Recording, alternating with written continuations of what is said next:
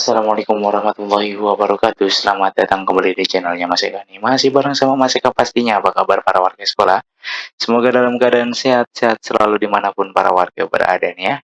Di video kali ini Mas Eka masih akan berbagi informasi tentang seputaran KJP Plus tahap 1 tahun 2023 nih.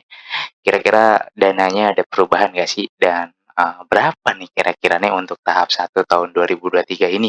Dana yang bisa diperoleh oleh para warga sekolah yang mendapatkan bantuan dari KJP. Apakah nambah, berkurang, atau sama saja? Nah, di video kali ini Mas Eka akan memberitahukan informasinya.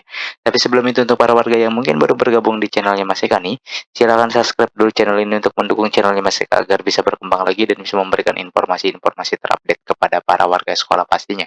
Dan para warga juga bisa join di Telegram, di sini ya, Instagram, TikTok, dan Facebooknya Mas Eka. Oke, yuk langsung aja kita ke website ya. Tapi sebelum ke website ini, untuk para warga sekedar informasi ya, terutama untuk para warga sekolah yang berada di sekolah swasta ya, jangan sekali-kali menggunakan dana SPP di KJP-nya kemudian digunakan ya, atau didebit. Nanti pada saat pendebitan SPP-nya itu nanti akan terkendala, akan susah. Nah, kalau udah seperti itu bermasalah, nanti repot KJP-nya, berdampak pada pencairan KJP dan segala macamnya, yang repot para warga sendiri. Jadi ya udah gunakan atau ambil sesuai dengan ininya ya, nominal yang memang ditentukan gitu. Misalkan jatah uang jajannya 250 ya udah ambil 250. Jangan mentang-mentang di ATM-nya ada 400, 500 diambil semua, jangan ya. Oke, yuk langsung aja kita ke website KJP-nya. Nah, di sini ada website KJP-nya. Seperti biasa ya, mungkin juga para warga sekolah juga masih banyak yang nanya nih, bagaimana cara ngecek penerima KJP Mas Eka? Ya, ngeceknya seperti ini, masuk ke web kjp.jakarta.go.id, kemudian pilih pencarian ya di sini di pojok sebelah kiri sini ya. Kemudian pilih status penerima KJP. Nah, setelah diklik, maka muncul tampilan seperti ini. Masukkan nick-nya, kemudian pilih tahunnya. Nah, saat ini masih tahun 2022. Kalau nanti yang tahap 1 tahun 2023 sudah muncul, maka di sini tahunnya akan muncul tahun 2023, kemudian pilih tahapnya. Dari tahap 1 2023 ya, dicari. Jika datanya ada, maka data teman-teman akan muncul ya. Namun jika seperti ini data tidak ditemukan, maka berarti teman-teman bukan lagi penerima KJP Plus tahap 1 tahun 2023 gitu ya. Oke, yuk langsung aja, berapa sih kira-kira dana yang diperoleh oleh para warga sekolah untuk tahap 1 tahun 2023? Apakah ada perbedaan ya? Yuk langsung aja deh, yuk kita simak nih ya. Oke, di sini dia ada besaran bantuan untuk KJP Plus tahap 1 tahun 2023. Untuk jenjang SD ya, SD, MI, SLB ini negeri maupun swasta ya.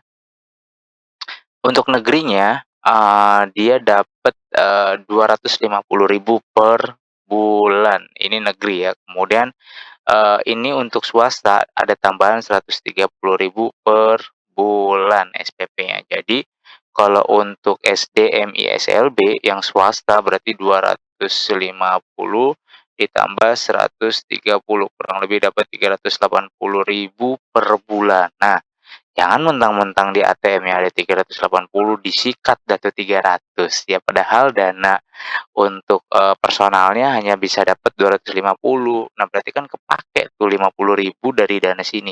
Nanti pada saat SPP-nya mau didebit oleh sekolah ini bermasalah. Nah, kalau udah bermasalah yang repot siapa? Kita-kita juga gitu kan. Pemegang kartu KJP-nya juga. Jadi udah ambil sesuai dengan ini, jangan mentang-mentang ada 380 kemudian diambil ya. Karena sisaan ininya adalah dana SPP dan ini biasanya munculnya 130 kali 6 gitu ya, kali 6 bulan misalkan gitu ya, berarti ini 18, 780 ribuan lah ya, kurang lebih. Nah, itu dana yang buat SPP per bulan di SD, SMP, di SD, MI ataupun SLB gitu. Kemudian untuk jenjang SMP, itu di sini ada 300.000 untuk biaya personalnya ya, kemudian juga ini per bulan ya, biaya personal per bulan, kemudian ini 170.000 per bulan untuk SPP-nya. Sama halnya dengan yang tadi ya, jangan diambil dananya diambil hanya sesuai dengan, biaya personal aja. Jadi jangan mentang-mentang dananya ada, 470.000 diambil 450, nanti pada saat SPP akan sulit, gitu ya. Jadi kalau yang untuk SMP, negeri dapatnya 300, kalau untuk yang SMP swasta plus SPP itu dapatnya 470.000 ya. Kemudian untuk yang jenjang SMA, SMA, LB baik itu negeri maupun swasta, biaya personalnya dapatnya 420.000 per bulan, sorry ya. Plus untuk yang sekolah swasta dapat, subsidi SPP-nya itu 290.000. Jadi ini kalau untuk teman-teman yang SMA swasta, dia kurang lebih dapatnya coba kita hitung ya, 420 ditambah 290 ya, kurang lebih dapatnya 710.000. Wow, ya lumayan ternyata. Dapat 710.000, jangan langsung diambil semua ya, ambil yang biaya personalnya aja. Intinya teman-teman atau para warga sekolah, ambil sesuai dengan biaya personalnya. Jangan mentang-mentang di ATM-nya misalkan ada 2 juta ya. Misalkan kan kalau kayak begini kan, 710 ya, 710 itu per bulan dikali 6 gitu kan. Ya kurang lebih dapat berapa tuh, 3-4 jutaan ya, mentang-mentang ada 4 juta, diambil semua di mesin EDC itu biasanya ya, di toko-toko buku, di toko-toko pakaian yang menerima gesek KJP, itu diambil semua 710.000. Jangan, nanti pada saat, SPP-nya mau didebit tidak bisa, malah bermasalah ya. Yang SMK itu dapatnya baik negeri maupun swasta dapatnya 450.000 per bulan, lumayan besar ya SMK ya. Kemudian SPP-nya itu dapat 240. Jadi kurang lebih kalau untuk yang swasta 450 ditambah 2, 40. Jadi kurang lebih 690.000 ya. Lebih rendah lebih kecil ya daripada yang SMA ya. SMA walaupun ininya kecil tapi SPP-nya lebih besar gitu ya. Dapat kurang lebih 650.000, yang di SMA itu dapat 710.000 per bulan plus SPP-nya itu. Kemudian untuk PKBM, PKBM apa sih Mas Ega? PKBM itu Pusat Kegiatan Belajar Masyarakat, itu paket A, paket B, paket C gitu ya. Nah ini hanya dapat 300.000. Nah ini hanya untuk di negerinya aja dia karena ada SPP ya. 300.000 per bulan. Kemudian LKP, Lembaga Kursus Pelatihan juga bisa nih ternyata mengajukan. Wah ini agak lebih besar malah ya. 1.800.000 per semester. Berarti per semester itu per 6 bulan ya. Kalau yang lain per bulan, ini per 6 bulan. Berarti kalau 18 ya kurang lebih dapatnya 300.000 per bulan lah ya. Dan ini dibayarkan hanya per semester. Jadi kurang lebih biaya inilah atau dana besarnya bantuan KJP inilah yang nantinya teman-teman dapat untuk tahap 1 tahun 2023. Sekali lagi Mas Eka ingatkan, ambil atau gunakan sesuai dengan biaya personalnya ya. Misalkan begini baru dapat nih, baru pertama kali dapat ATM. Mas Eka apakah bisa diambil semua? Misalkan yang SD ya 250 dikali 6 gitu ya, 25 kali 6 misalkan gitu ya. 12, 15 berarti kurang lebih dapat 1.500.000 ya. Apakah saya bisa ambil 1.500.000?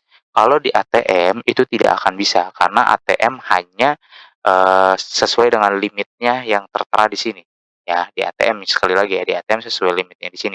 Di SD itu per bulan 250.000, terus di SMP 300, di SMA 420, di SMK 450. Jika di ATM-nya ada 150 uang jajan yang di sini dan sudah keluar semua gitu, maksudnya ada tertera dan bisa diambil, di ATM itu tidak akan bisa melebihi 250.000 ya, kecuali di mesin EDC bisa. Begitupun kalau misalkan para warga pengen, misalkan ya nih, bulan ini keluar nih 250.000, saya sisain 50.000 untuk bulan besok, misalkan gitu ya.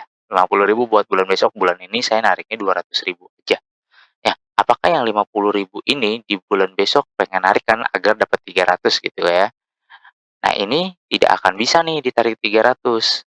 Pasti nanti pada saat penarikan di ATM DKI-nya kan bunyinya begini, penarikan melebihi apalah begitu ya, melebihi limit ya, itu nggak bisa, jadi harus diambil 250. Terus yang 50-nya gimana Mas Eka? Itu akan diendapkan, hilang nggak Mas Eka? Nggak akan hilang gitu ya, jadi ditaruh gitu. Nah itu bisa diambil lagi kapan?